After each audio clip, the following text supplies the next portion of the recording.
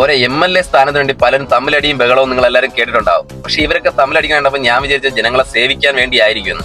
പിന്നെ ഇവരുടെ ശമ്പളവും അവരുടെ അലവൻസ് കേട്ടപ്പോൾ എന്റെ കണ്ണങ്ങ് തള്ളിപ്പോയി. അതെന്താണെന്ന് നിങ്ങളും കൂടെ അറിയണ്ടേ? ഞാൻ അത് നിങ്ങൾക്ക് വേണ്ടി പറയാം. അപ്പോൾ ഒരു MLA ബേസിക് ശമ്പളം 70,000 രൂപയാണ്. അതില് ഞെട്ടാനൊന്നുമില്ല. അവരെ അലവൻസ് കേൾക്കുമ്പോഴാണ് നമ്മൾ ശരിക്കും ഞെട്ടുന്നത്. കാരണം നമ്മുടെ മൊബൈൽ റീചാർജ് ചെയ്യാൻ ഒരു 450 രൂപ ഒരു മാസം ചാർജ് ചെയ്താൽ ഓക്കെയാണ്, വേറെ കുഴപ്പമില്ല. പക്ഷെ ഇവർക്ക് മൊബൈൽ റീചാർജ് ചെയ്യാൻ വേണ്ടി തന്നെ ഏകദേശം 11,000 രൂപയാണ് സർക്കാർ കൊടുക്കുന്നത്.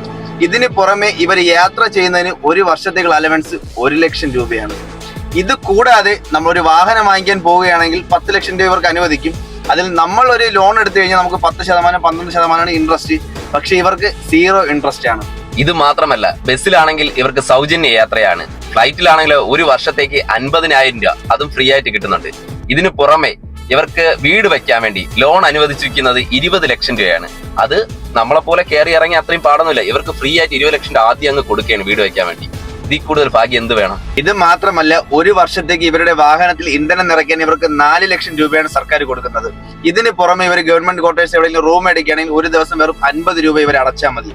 ഇത് മാത്രമല്ല, 5 വർഷമായിട്ട് MLA ആയിട്ട് ഇരുന്ന് കഴിഞ്ഞാൽ ഇവർക്ക് പെൻഷൻ കിട്ടും. 5 വർഷം തികച്ചില്ല, 1 വർഷമാണ് ഇരുന്നെങ്കിലും ഇവർക്ക് പെൻഷൻ കൺഫേം ആണ്. ഏറ്റവും കുറഞ്ഞത് 20,000 രൂപ പെൻഷൻ. MLA ആയിരുന്ന് 60,000 രൂപ പെൻഷൻ വാങ്ങിക്കുന്നവരെ നമ്മളെ കേരളത്തിലുണ്ട്.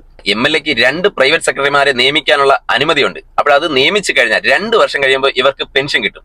ഇതിൽ നിന്ന് നമുക്ക് എന്ത് മനസ്സിലാക്കാം? PSC എക്സാം എഴുതാതെ പെൻഷൻ വാങ്ങാൻ 2 പേർക്ക് സൂപ്പറായിട്ട് ചാൻസ് കിട്ടിയില്ലേ? അപ്പോൾ ഇതിൽ നിന്ന് നിങ്ങൾക്ക് എന്ത് മനസ്സിലായി? വെറുതെ അല്ല ഇവർ പാർട്ടിയിൽ കിടന്നുകൊണ്ട് MLA സീറ്റിന് വേണ്ടി അങ്ങോട്ടും ഇങ്ങോട്ടും തമ്മിലടിയാകുന്നത്. ഇതിന്റെ ബെനിഫിറ്റ് എന്താണെന്ന് മനസ്സിലായോ? ജനങ്ങളെ സേവിക്കാനല്ല, അവർക്ക് റിച്ച് ആകണം.